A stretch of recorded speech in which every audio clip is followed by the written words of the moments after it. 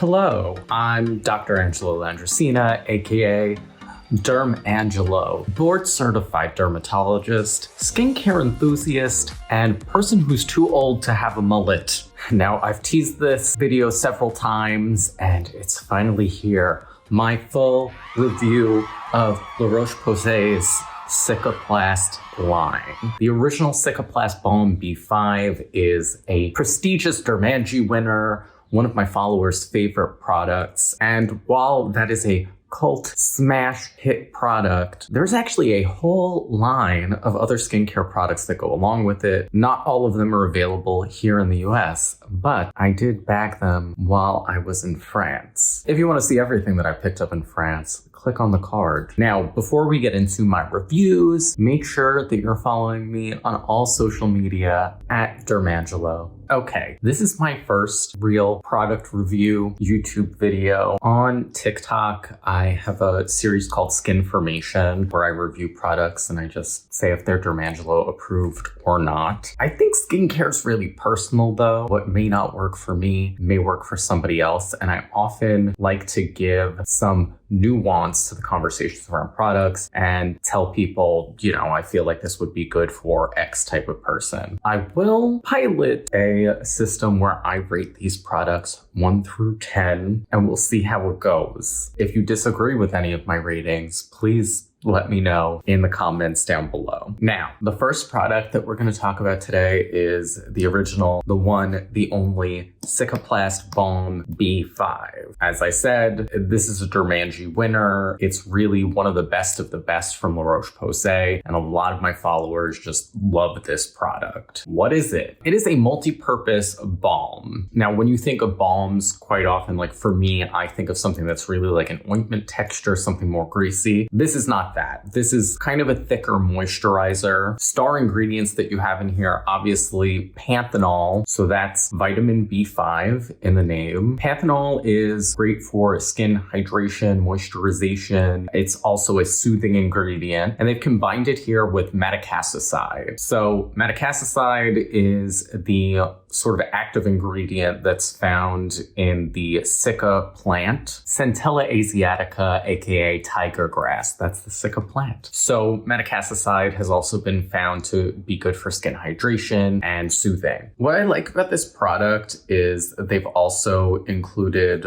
like a really good formula around those two ingredients. So you got shea butter, you got some dimethicone. So these are things that are really going to support skin barrier function, create kind of a layer there to hold in moisture. And quite often that's what you need when your skin barrier is impaired. How do I use this? I've used it as an all over face moisturizer. You could also use it in a way that I call moisturizing by zone. So if you feel like you have areas that are more dry or irritated, you go in with this and use a different moisturizer on the rest of your face. I quite often have issues with my hands and hand dermatitis because obviously a lot of hand washing. And I've actually used this as a hand cream before, and it actually helps a lot. So yeah, the first product that I'm ever reviewing on my YouTube channel is a 10 out of 10 from me. I really love this stuff, and I know you all do too. Next, I'm going to move on to the other Cicaplast products that are available here in the US that I've tried in the past. The first of them being the Cicaplast Man hand cream. I use this in clinic, and full disclosure, I run through hand creams like it's water or something. So this tube did not last me long, but I did like it overall. This has a texture that I wish more hand creams had, where it's more of an ointment. It's definitely more protective. You feel like you're getting a kind of barrier on your skin. It's not something that like sinks in. It's a little bit more substantial than that. That said, I don't know why it's included in this line. It's called Cicaplast, but there's no Cica in this. There is also not panthenol,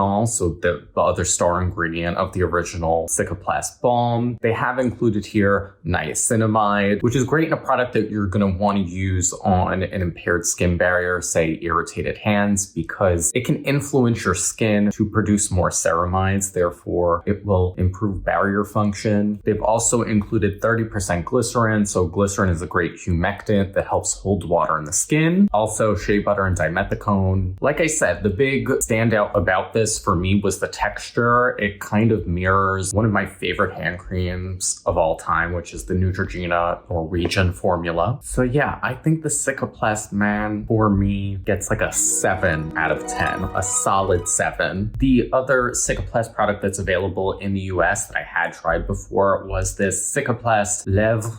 My French is obviously amazing. This is a lip balm. They did include panthenol in here. There is not madecassoside, and they've made this lipid-rich formula. This feels like a true lip balm. It does have that ointment-like consistency. I wasn't blown away by it. It's good. It gets the job done. I would say this one's a 6 for me. I don't have much else to say about it. And next, we're going to move on to the products that I picked up in France. The first of which is the Cicaplast Levant B5. This is a multi-purpose cleanser. I've been using it as a facial cleanser, but apparently it's for any type of skin irritation. So this could be used on the body as well. And they say it's suitable for babies, children, and adults. They say face, body, scalp, and intimate areas. I'm not gonna lie, I love this stuff. This cleanser is a gel consistency and it's got a mild foam to it. I find that quite often it's hard for brands to make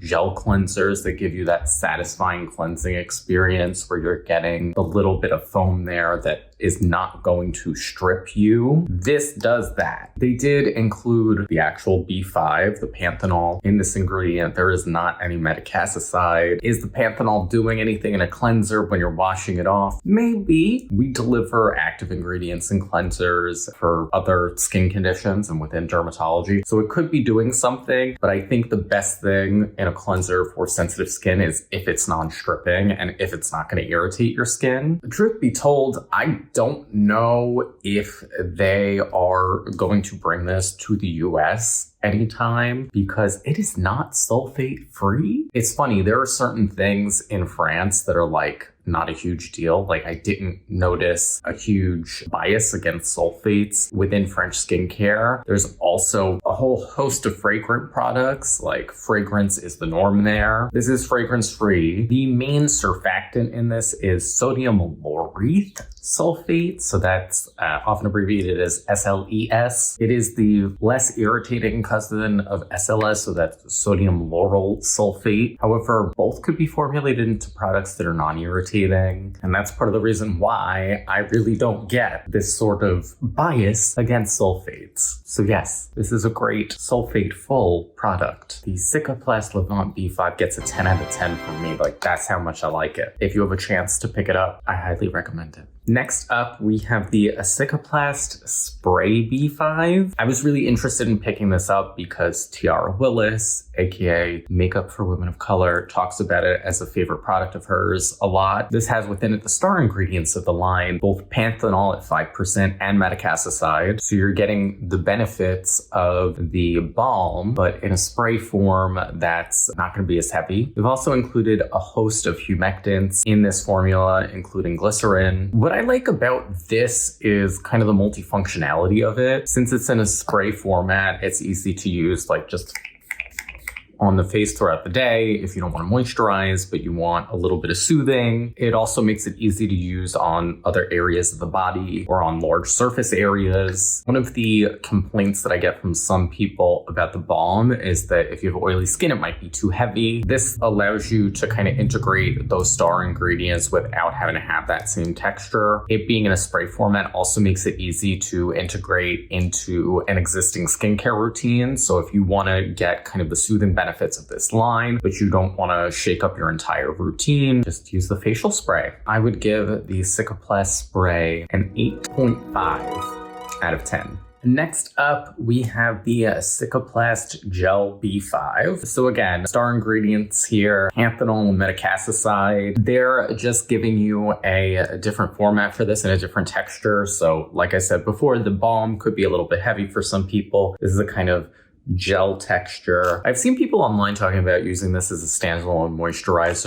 or as like a skin prep before makeup. I personally do not feel like this is a moisturizer. I think it's more of like a thick serum texture. You put it on the skin and you get almost like this like water break in a way, but then it becomes extremely thin. Maybe if you have really oily skin, this could be your standalone moisturizer. I feel like this is just giving you the benefits of the rest of the line in a more serum-like texture. It's also got glycerin and other humectants to help hold water in the skin. I think at this point, it's just like another iteration of the same thing in a different texture. I feel like this gets a 7 from me, solid 7. Last, we have the product that inspired this entire video, the Cicaplast Balm B5 SPF 50 version. So this is clearly not available in the US because it has a lot of UV filters that are not approved here. I'm not gonna lie, I was like gagged when I saw this in the pharmacy in France. I was like, I have to have it. The original Cicaplast Balm is like such a game-changing product. And if we could have it in an SPF version, I don't know, I would just be gobsmacked. So it does have those ingredients that make the original Balm B5 so special. You got your panthenol, you have your metacasicide. You also have a ton of UV filters in here. Now, the texture of this is not quite as thick as the original Cicaplast Balm. I'm not necessarily surprised that the texture is different. So there's a whole lot that needs to go into the formulation of a sunscreen. So you can't just take an existing formula and throw UV filters in it and expect that it's going to be exactly the same and for it to have proper sun protective properties. So this feels a little bit lighter than the original Cicaplast Balm. However, I did kind of find out something interesting about this. So Julian, aka Scamander14, does a lot of great sunscreen reviewing, and he did enter this into his sunscreen database. One of the things that he pointed out is that this does not have the UVA circle seal on it. So that indicates that the UVA protection equals at least 1/3 of the listed SPF, which is interesting because they also advertise this as anti-marks, meaning anti-hyperpigmentation. And you really want to have proper UVA protection in order to prevent hyperpigmentation. They also do have UVA blocking ingredients in here. So you do have Mexoryl XL, which is one of L'Oreal's newest sun filters, as well as avobenzone. So I'm a little bit surprised that this isn't like a truly broad spectrum sunscreen in that sense. That said, I'm not so familiar with the EU regulations. There could be something that I'm missing here. If you have any insights, please leave a comment. That said, I feel like it's a solid enough sunscreen. It does wear a little bit heavy and greasy, so maybe a little bit better if you have drier skin. I'm gonna give it a 6, a solid 6 with a question mark. I had really high hopes for you. And there you have it, my complete review of La Roche-Posay's Cicaplast line. As you all know, I'm a huge La Roche-Posay fan, so this was a joy for me. If you liked this video, give it a thumbs up. Hell, if you made it this far, you probably learned something, so you should give it a thumbs up anyway. And hit the notification bell so that you get notified every time I upload. Ciao!